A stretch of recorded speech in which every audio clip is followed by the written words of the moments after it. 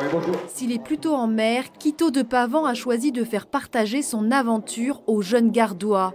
6 mois après son abandon au Vendée Globe, le navigateur revient sur cette course en solitaire.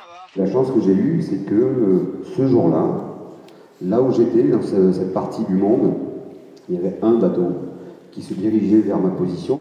Une histoire qui fascine ses élèves de 10 à 12 ans. J'ai eu cette idée de faire le tour du monde. Et finalement, moi j'ai commencé à naviguer quand j'avais à peu près votre âge.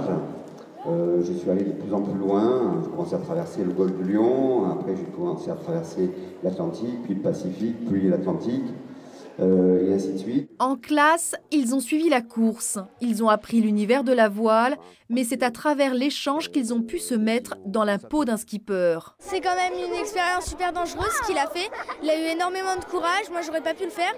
D'être coupé de ses proches pendant 3 mois, c'est une chose impressionnante. J'ai compris que c'était très dur et que ça devait être dérangeant de dormir dans un bateau. L'aventure et d'être seul, ça a l'air bien aussi. Des questions sans filet. J'étais content de partir.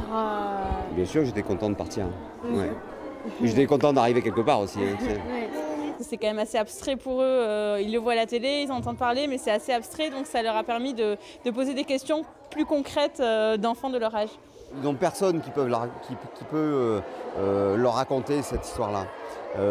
Donc voilà, il faut profiter de ces moments-là et c'est vrai qu'ils ont les yeux qui brillent. Un partage d'1 heure permettant à 1150 élèves gardois de redécouvrir le voyage de Quito de Pavan avant peut-être de vivre leur aventure.